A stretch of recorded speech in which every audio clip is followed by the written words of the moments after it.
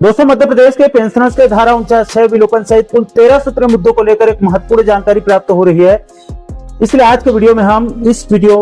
के अंदर जो है वो इसी मैटर के बारे में विस्तारपूर्वक समझने का प्रयास करेंगे। नमस्कार दोस्तों, मैं हूं आपका दोस्त लोकेश साहू और आप देख रहे हैं लोकेश साहू यूट्यूब चैनल। आप सभी दर्शकों का हमारे इस यूट्यूब परिवार में बहुत बहुत स्वागत है।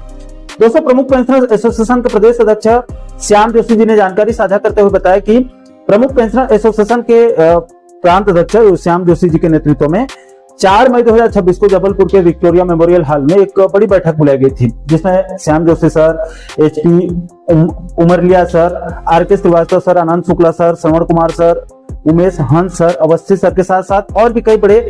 पदाधिकारी इस बैठक में उपस्थित हुए थे। दोस्तों, इस बैठक में पेंशनर्स को विभिन्न मुद्दों पर विस्तारपूर्वक चर्चा किया गया और अंत में जबलपुर के अंदर क्रूज में डूबने से मासूम बच्चों सहित कई महिला और पुरुषों की जो दुखद निधन हुआ है, उनको श्रद्धांजलि अर्पित किया गया है और शासन से निष्पक्ष जांच की मांग की गई है। इसके बाद संघ के पदाधिकारियों ने पेंशनर्स के 13 सूत्रीय मुद्दों को लेकर मध्य प्रदेश के उप मुख्यमंत्री और वित्त मंत्री जगदीश देवड़ा जी से सौजन्य मुलाकात करके उनको पेंशनर्स के 13 सूत्रीय मुद्दों के संबंध में एक ज्ञापन सौंपा और उसका जल्द निराकरण करने की अपील किया गया है, जिस पर वित्त मंत्री देवड़ा साहब ने संघ के पदाधिकारियों को आश्वासन दिया है। दोस्तों, प्रमुख पेंशनर एसोसिएशन की तरफ से पेंशनर्स के किन किन 13 सूत्रीय मुद्दों को लेकर मांग किया गया है, उसे भी आप लोगों को एक एक करके बताना जरूरी है। दोस्तों, सबसे पहले प्रमुख पेंशनर एसोसिएशन की तरफ से सबसे पहले धारा 49 विलोपन करने या फिर विधानसभा में एक संकल्प पत्र पारित करके धारा 49 के आपसी सहमति वाले मुद्दे को हमेशा के लिए विलोपित करने और केंद्रीय तिथि से MPOCG के पेंशनर्स को एरियर्स सहित 1 जनवरी और 1 जुलाई से महंगाई राहत भुगतान करने की मांग रखी गई है। इसके बाद दूसरे बिंदु पर कहा गया है कि धारा 49 का निराकरण करते हुए सुप्रीम कोर्ट ने कर्मचारियों के समान पेंशनर्स को उनको भी बिना भेदभाव के DADR भुगतान नहीं करने को अनुच्छेद 14 का उल्लंघन माना है। इसलिए सुप्रीम कोर्ट के फैसले का पालन करते हुए लंबित एरियर्स राशि का जो है वो पेंशनर्स को भुगतान करने की मांग रखी गई है। इसके बाद तीसरे बिंदु पर 6वें वेतनमान के 1 जनवरी 2006 से 31 अगस्त 2008 तक के करीब 32 महीने के एरियर्स राशि के संबंध में हाई कोर्ट से स्पष्ट आदेश आ चुका है। इसलिए अगर शासन इस एरियर्स राशि को एक मुश्त भुगतान नहीं कर सकती है तो कम से कम अलग अलग किस्तों में भुगतान करने की भी मांग रखी गई है। इसके बाद चौथे बिंदु पर एसोसिएशन की तरफ से यह मांग रखी गई है, केंद्र सरकार के 12 मई 2017 के परिपत्र अनुसार 1 जनवरी 2016 के पूर्व रिटायर्ड पेंशनर्स की काल्पनिक वेतन निर्धारण करते हुए उसका 50% पेंशन और 30% परिवार पेंशन स्वीकृत किया जाए। इस बिंदु में यह भी कहा गया है कि मध्य प्रदेश शासन वित्त विभाग के 16 मई 2007 के द्वारा 1 जनवरी 1996 के पूर्व के पेंशनर्स को भी दिनांक 1 अप्रैल 2007 के स्थान पर 5वें वेतन आयोग में 1 जनवरी 1996 से पेंशन पुनरीक्षण के लाभ देने की मांग रखी गई है। दोस्तों, इस पत्र में यहाँ पर यह भी कहा गया है कि छत्तीसगढ़ सरकार के 31 अगस्त 2017 के संदर्भ में मध्य प्रदेश ने 31 अक्टूबर 2017 के द्वारा छत्तीसगढ़ सरकार को अवगत कराया गया है कि 1 जनवरी 2016 के आदेश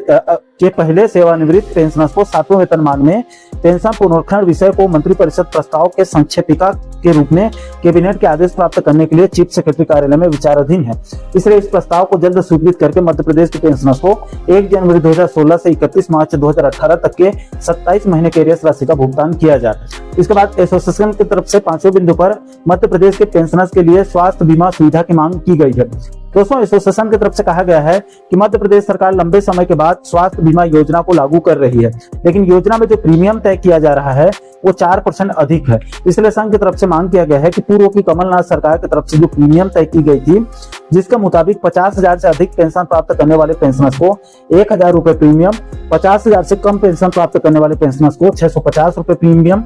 25,000 से कम पेंशन प्राप्त करने वाले पेंशनर्स को 450 रुपए प्रीमियम और 15,000 से कम पेंशन प्राप्त करने वाले पेंशनर्स को 250 रुपए प्रीमियम देने का प्रावधान किया जाए। इसके बाद एसोसिएशन की तरफ से 6वें बिंदु पर यह मांग रखी गई है कि मध्य प्रदेश के 65 वर्ष, 70 वर्ष, 75 वर्ष, 80 वर्ष और 80 वर्ष के ऊपर वाले सभी पेंशनर्स को 5%, 10%, 15%, 20% अतिरिक्त पेंशन भुगतान करने और 85 वर्ष, 90 वर्ष, 95 वर्ष और 100 वर्ष पर शासन के आदेश अनुसार अतिरिक्त पेंशन स्वीकृत किया जाए।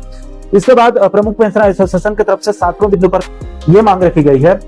कि मध्य प्रदेश के विद्युत मंडल के पेंशनर्स को निजीकरण की वजह से पेंशन का खतरा मंडरा रहा है। इस वजह से विद्युत मंडल के पेंशनर्स को पेंशन की गारंटी दी जाए और जिला कोषालय से पेंशन भुगतान की व्यवस्था किया जाए। दोस्तों, इस बिंदु पर यह भी कहा गया है, स्पष्ट रूप से कहा गया है कि बिजली उपभोक्ताओं से बिजली खपत के हिसाब से बिल भेजे जाते हैं और वसूली की जाती है, उसमें विद्युत मंडल के सेवानिवृत्त पेंशनर्स का भी अंशदान शामिल रहता है। इसके बावजूद भी उन्हें केंद्र के समान केंद्रीय दर पर महंगाई राहत भुगतान नहीं किया जाता है। इसलिए ऊर्जा विभाग से अपील किया गया है कि मध्य प्रदेश विद्युत विभाग के पेंशनर्स को देय तिथि से एरियर सहित महंगाई राहत का भुगतान किया जाए।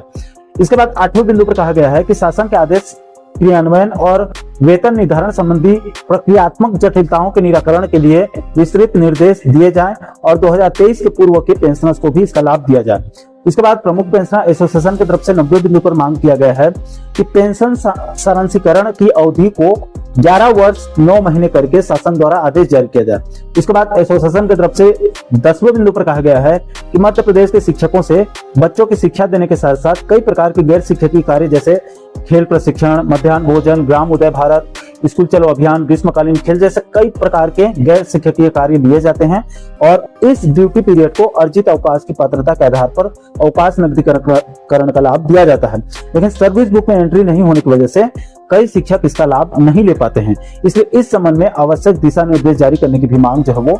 किया गया है, अपील किया गया है। इसके बाद एसोसिएशन की तरफ से 11वें बिंदु पर यह मांग किया गया है कि पेंशन कल्याण मंडल, पेंशन फोरम, संभागीय स्वास्थ्य और चिकित्सा समिति का जहां पर गठन नहीं हुआ है वहां समिति गठित करके नियमित बैठक के संबंध में दिशा निर्देश जारी करने की मांग रखी गई है। इसके बाद 12वें बिंदु पर मांग किया गया है कि सामाजिक न्याय विभाग के द्वारा 2 जुलाई 2009 के द्वारा माता पिता और वरिष्ठ नागरिक भरण पोषण अभियान अधिनियम पारित किया गया है। इसके अध्याय 7 के नियम 21(2) तथा नियम 22 में राज्य, जिला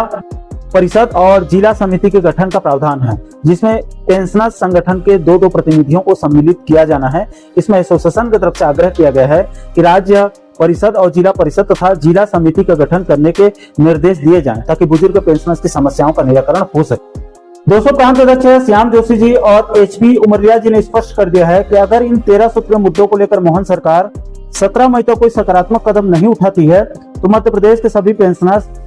नर्मदा तट ग्वारी घाट में जल में खड़े होकर जल सत्याग्रह करने का जो है वो बड़ा निर्णय लिया गया है।